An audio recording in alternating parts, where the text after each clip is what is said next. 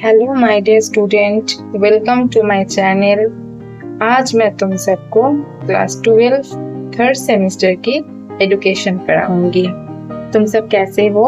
और आज मैं तुम सबको जो एजुकेशन पढ़ाऊंगी वो मेरे एक ऑनलाइन स्टूडेंट के रिक्वेस्ट है।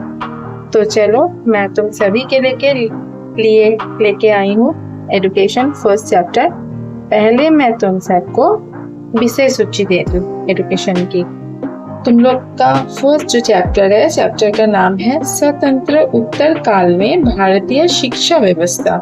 नेक्स्ट चैप्टर है महान शिक्षक और शिक्षा में उनका योगदान। थर्ड चैप्टर है समावेशी शिक्षा और फोर्थ चैप्टर है सभी के लिए शिक्षा। तो आज हम लोग जो चैप्टर करेंगे उसका नाम होगा स्वतंत्र उत्तर काल में भारतीय शिक्षा व्यवस्था। तो ये चैप्टर से मैं तुम लोग के लिए कुछ question MCQ type question answer रखी हूँ। चलो तुम लोग एक बार देख लो, उसे नोट डाउन कर लो, फिर याद भी कर लेना एग्जाम के तैयारी के लिए। पहले मैं तुम लोग को ये चैप्टर से कुछ समझा दूं, फिर हम लोग एमसीक्यू क्वेश्चन आंसर में जाएंगे।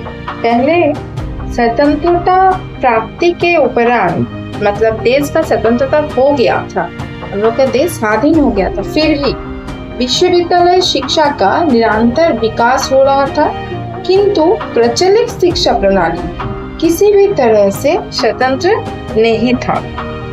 इसका क्या कारण था? इसका क्या कारण था? पश्चात भारतीय विश्वविद्यालय में अध्ययनरत जो छात्र थे उनका संख्या वृद्धि हो रहा था, लेकिन शिक्षा का जो स्तर था वो निम्न हो रहा था। भारतीय जनता उच्च शिक्षा के स्तर से असंतुष्ट थी, क्योंकि यह शिक्षा देश की तत्कालीन आवश्यकताओं को पूरा करने में भी असफल था। इसी कारण उपयुक्त दोषों का निवारण करने के लिए स्वतंत्र भारत की आवश्यकताओं के अनुरूप ये उच्च शिक्षा का पुनर्गठन किया गया था। अब हम लोग पढ़ेंगे उच्च शिक्षा के पुनर्गठन में कौन कौन योगदान किए थे, उसके सब नाम पढ़ेंगे उन लोग के। चलो स्टार्ट करते हैं। पहला क्वेश्चन है, विश्वविद्यालय शिक्षा आयोग के सभापति कौन थे? सभापति थे डॉक्टर एस राधाकृष्णन। राधाकृष्णन आयोग के सदस्यों की संख्या थी 7। विश्वविद्यालय शिक्षा आयोग का गठन हुआ था 1948 में। स्वतंत्र भारत का प्रथम शिक्षा कमीशन था राधाकृष्णन आयोग। विश्वविद्यालय शिक्षा आयोग के सचिव कौन थे? डॉक्टर निर्मल कुमार सिद्धांत। इसके बाद आते हैं डॉक्टर मेघना साहा किस शिक्षा आयोग से समृद्ध थे? राधाकृष्णन कमीशन। राधाकृष्णन आयोग ने सुझाव दिया कि कोई भी व्यक्ति तब तक परीक्षक नहीं बन सकता जब तक कि उसका शैक्षणिक अनुभव 5 वर्ष का ना हो जाए। विश्वविद्यालय अनुदान आयोग का गठन राधाकृष्णन कमीशन के सिफारिशों के आधार पर किया गया था। नेक्स्ट जाते हैं, राधाकृष्णन कमीशन विश्वविद्यालय शिक्षा आयोग के नाम से भी प्रसिद्ध है। राधाकृष्णन कमीशन ने दिल्ली विश्वविद्यालय को केंद्रित विश्वविद्यालय के रूप में घोषित किए जाने की सिफारिश की थी। तो तुम लोग का क्वेश्चन हो सकता है, दिल्ली विश्वविद्यालय को केंद्रित विश्वविद्यालय के रूप में घोषित किए जाने की सिफारिश कौन किए थे? तो राधाकृष्णन कमीशन। उच्च शिक्षा का संगठन 3 स्तर पे किया जाता है, स्नातक, स्नातकोत्तर, अनुसंधान। नेक्स्ट आते हैं, माध्यमिक एवं विश्वविद्यालय स्तर पर प्रत्येक छात्रों को 3 भाषाओं के ज्ञान कराया जाता है। क्या? क्षेत्रीय भाषा, राष्ट्रभाषा, अंग्रेजी भाषा।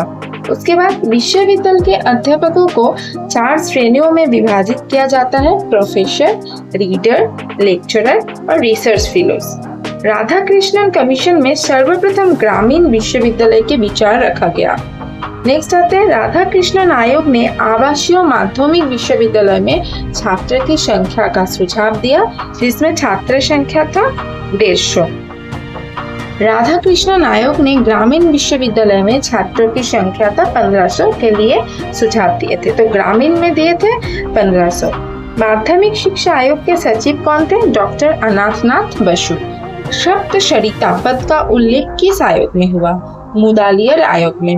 मुदालियर कमीशन की सिफारिश के अनुसार माध्यमिक शिक्षा बोर्ड के अध्यक्ष होंगे राज्य के शिक्षा निदेशक। मुदालियर कमीशन की सिफारिश के अनुसार उच्च माध्यमिक शिक्षा की निश्चित अवधि होगी 3 वर्ष। माध्यमिक कमीशन आयोग का गठन हुआ था 1952 में। मुदालियर कमीशन के अन्य किस नाम से जाना जाता है? माध्यमिक शिक्षा आयोग के नाम से जाना जाता है। मुदालियर कमीशन ने अपना रिपोर्ट सरकार को कब सौंपा था? 1953 में। नेक्स्ट, विद्यालय स्तर के पाठ्य चर्चा को कौन तैयार करता है? NCERT। माध्यमिक शिक्षा आयोग के अध्यक्ष कौन थे? A. लक्ष्मणस्वामी मुदालियर।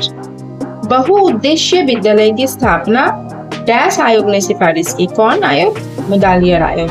माध्यमिक शिक्षा आयोग ने निम्न माध्यमिक स्तर पर भाषा शिक्षण के लिए 2 भाषाओं की शिक्षा की सिफारिश की। नेक्स्ट आते हैं, मुदालियर कमीशन की सिफारिश के अनुसार कक्षा 1 में दाखिले का अधिकतम आयु सीमा 6 वर्ष होना चाहिए। मतलब 1 में भर्ती होने के लिए 6 वर्ष होना अनिवार्य है। 1952 ईस्ट में मद्रास विश्वविद्यालय के उच्च कुलपति कौन थे? Doctor A.L. मुदालियर। नई शिक्षा नीति के सदस्य नहीं थे। कौन नहीं थे नई शिक्षा नीति के सदस्य? Doctor D.S. कोठारी।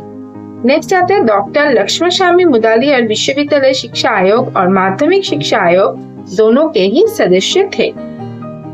किस आयोग ने कहा कि भारत की नियति उसकी कक्ष में आकर लेता है? कोठारी आयोग। भारतीय शिक्षा आयोग की समयावधि क्या है? 1964 से 1966 तक। भारतीय शिक्षा आयोग का गठन हुआ था 1964 में। उसके बाद आते हैं, कोठारी आयोग के सचिव कौन थे? G.P. नायर। कोठारी आयोग के विदेशी सदस्य थे मिस्टर H.L. इल्विन। कोठारी आयोग ने सामान्य शिक्षा के लिए कितने वर्ष की शिक्षा की सिफारिश की थी? 10 वर्ष की।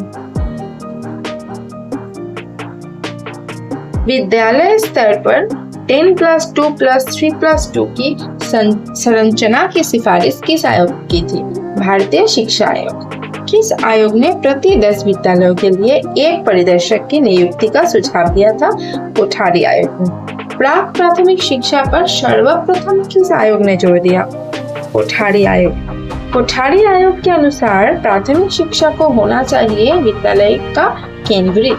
कोठारी आयोग को अन्य किस नाम से जाना जाता है? भारतीय शिक्षा आयोग के। ECCE का पूरा नाम क्या है? Early childhood care and education. Operation black board का कार्यक्रम चलाया गया 1987 तक। मोस्ट इम्पोर्टेंट क्वेश्चन है। इसके बाद आते हैं, राममूर्ति समीक्षा समिति का गठन हुआ था 1990 में। ये भी इम्पोर्टेंट है। डिजिटल और तकनीकी शिक्षा के नाम है ई-लर्निंग और ऑनलाइन शिक्षा। तो ये रहा तुम लोग का पूरा लेसन 1 का MCQ टाइप क्वेश्चन आंसर। अब हम लोग आएंगे मिलान में। यहाँ क्या है? कोठारी कमीशन। कोठारी कमीशन कब हुआ था? 1964। राधा कृष्णन कमीशन 1948। मुदालियर कमीशन 1952। राष्ट्रीय शिक्षा नीति 1986। तो स्टूडेंट, कैसा लगा क्लास जरूर बताना कमेंट करके। ये हम लोग का आज एजुकेशन का पहला चैप्टर फिनिश्ड हो गया। नेक्स्ट फिर हम लोग लेसन 2 मतलब चैप्टर 3 लेके आएंगे। फिर तुम लोग को देंगे चैप्टर 2 का क्वेश्चन आंसर। तब तक तुम लोग इसको तैयार करो। Okay, bye.